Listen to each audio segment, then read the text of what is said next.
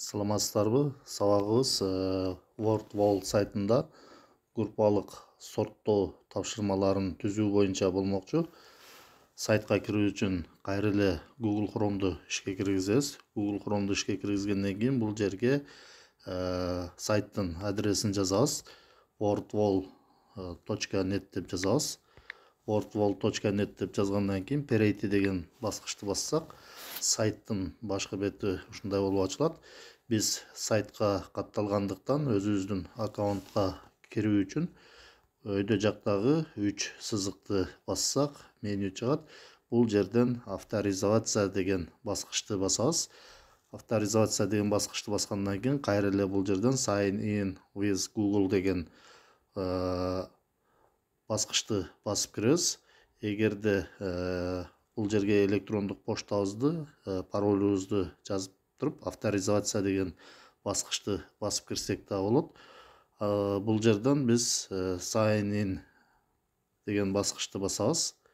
Андан кийин бул жерден өзүбүздүн аккаунтту тандап коебуз. Аккаунтту тандаганыбызда биздин өзүбүздүн аккаунтка киребиз WordWall'догу. Андан кийин тапшырманы түзүү үчүн кайра эле оң тараптагы 3 сызыкты басабыз. Андан кийин бул жерден создать действие деген баскычты басабыз. Создать действие деген баскычты басканыбызда бизге шаблондорду сунуштайт. Биз совпадает деген шаблонду колдонгонбуз. Андан кийин бул жерден мисалы групповая сортировка деген шаблонду колдонолу. Групповая сортировка деген шаблонду колдонгонубузда бизден төмөнкүдөй болуп чыгат. Бул жерден орусчага которуп алсак болот. Ал үчүн кайра эле 3 сызыкты басып, бул жерден язык и местоположение дегенди тандайбыз. Андан кийин бул жактан русский дегенди тандап туруп, төмөн жакка түшүп, применить изменение деген баскычты басып коебуз. Андан кийин бул жерден заголовок занятия деген жерден атыны өзгөртүп коебуз. Бул жерге тапшырма 2 деп жазып коелу. Тапшырма 2 деп жаздык. Инструкция деген жерди басып туруп, тапшырмага инструкция жазып койсок болот. Анда эмесе группа 1 деген жерге аталышын жазабыз. Бул жерде группанын аталышын дагы өзгөртүп койсок болот. Группа 1 деген жазуунун оң тарабындагы карандаштын сүрөтүн басып, группанын аталышын өзгөртөбүз. Ал эми сүрөттүн белгиси турган жерди басып, ошол группага тиешелүү сүрөттү жүктөп койсок болот. Ал эми төмөн жагыда элемент деген жерге ошол группага кирүүчү элементтерди жазабыз. Сол тарабындагы сүрөттүн белгисин басып туруп, ар бир элементке өзүнө тийиштүү сүрөттөрдү жүктөп койсок болот. Ал эми экинчи группаны дагы ошондой эле тартипте өзгөртүп койсок болот. Эгерде группаны өчүрө турган болсок, группанын тушундагы корзинаны басып коебуз. Ал эми элементти өчүрүү керек болсо, элементтин тушундагы корзинаны басабыз. Бул жерде минимум 2 элемент болуш керек, максимум 8 элементке чейин болуш керек. Азыр группа 1 деген элементти өзгөртөбүз. Бул жерден группа 1 дегенди өчүрүп туруп, жөнөкөй сандар деп коелу. Жөнөкөй сандар. Бул жерден атын өзгөрткөндөн кийин выполнение деген баскычты басабыз. Андан кийин элементтерин жазып чыгабыз. Жөнөкөй сандарга кирген сандарды жазабыз. Мисалы 2. Андан кийин добавить элемент дейт. Элемент дагы минимальный 1 элемент жазсак да болот. Максимум 20 элементке чейин жазсак болот. Добавить элемент дегенди басып, экинчи элементти кошолу 3. Андан кийин добавить элемент, бул жерге 11 деп жазайын. Дагы 1 элемент кошоюн. Бул жерге 29 деп жазайын. Андан кийин экинчи группанын атын өзгөртөлү. Экинчи группанын атыны курама сандар деп коелу. Курама сандар. Выполнение деген баскычты басабыз. Курама сандарга элементтерди жазуу үчүн ушул жерге жазабыз.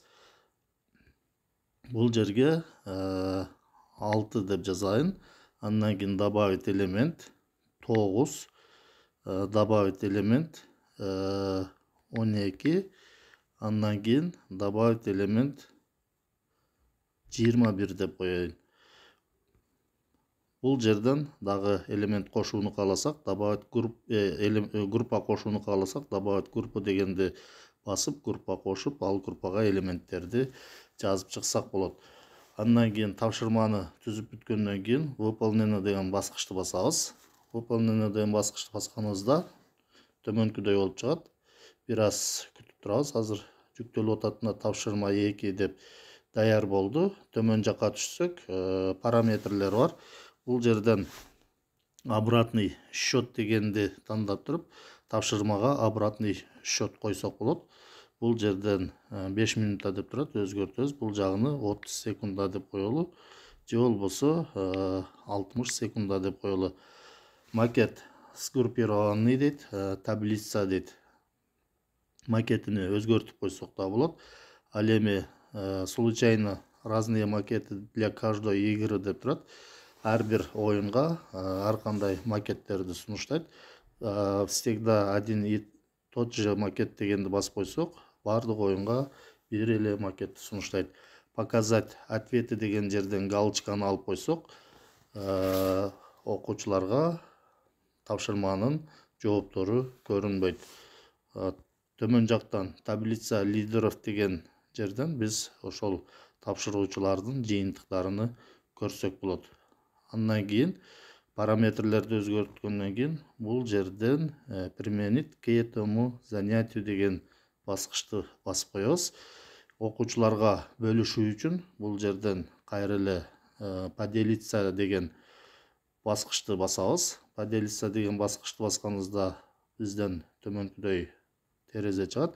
Бул жерден опубликовать деген баскычты басабыз.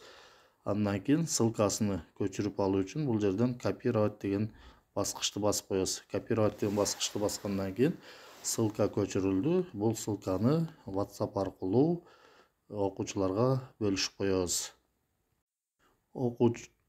Окуучуларга WhatsApp аркылуу бөлүшүү үчүн жаза турган жерге манжабызды алып барып, бир аз басып кое берсек, вставить деген жазуу чыгат.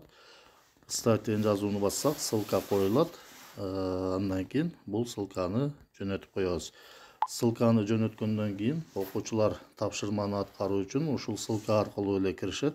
Ссылканы басканда окуучулардын телефонунан төмөнкүдөй болуп чыгат. Бир аз күтүп турсак жүктөлөт. Тапшырманы аткаруу үчүн бул жерден начать деген баскычты басабыз. Начать деген баскычты басканыбызда бизден ушундай болуп чыгат. Демек, өйдө жакта сандар турат, ал эми төмөн жакта группалар турат. Ушул сандардын арасынан жөнөкөй сандарга кайсы сандар кирет? Окуучулар сандарды сүйрөп алып келип, ошол группаларга коюш керек. Жөнөкөй сандарга, мисалы 11 жөнөкөй сан алып келип коет. Андан кийин 29 жөнөкөй сан, 3 дагын жөнөкөй сан, 1 жөнөкөй сан. Андан кийин курама сандарга 9, 6, 12, 21. Бул жерде аралаш алып келип койсо да боло берет. Өсүү тартибинде коюу милдеттүү эмес. Тапшырманы аткаргандан кийин отправить ответы деген баскычты басат ушул жерден. Отправить ответы деген баскычты басканда баарын текшерет бир сыйра. Андан кийин жыйынтыкты чыгарат. Бир аз күтүп турсак, демек, игра завершена деп бул жерде 1 минут 6 секундада аткарыптыр. Бул жерде 8 балдан 8 балды алып атат. Таблица лидеров деген басып, өзүнүн жыйынтыгын таблицага киргизип коюу керек. Бул жерге окуучу өзүнүн атын жазат, мисалы Адилет деп жазып туруп, андан кийин вот деген баскычты басып коет ушул жерден. Вот деген баскычты басканда төмөнкүдөй болуп чыгат. Демек, жыйынтык чыкты. Андан кийин мугалим окуучулардын аткарган ишин көрүү үчүн бул мугалим ошол сайтка кайрадан кирет.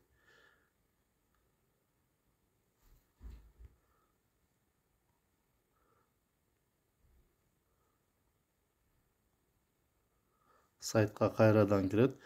wordwall.net деп жазып туруп, перейти деген клавишаны басат.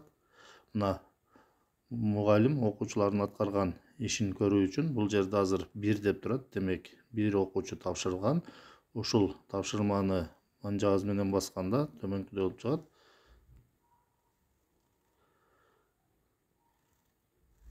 Окуучулардын жыйынтыгын көрүү үчүн төмөн жакка түшөбүз. Төмөн жакка түшкөндө окуучулардын жыйынтыгы ушундай болуп, ошол жерге жазылып калат. Демек, группалык сорттоо боюнча тапшырмаларды WordWall сайтынын жардамында ушундай кылып түзүп алып иштесеңиздер болот.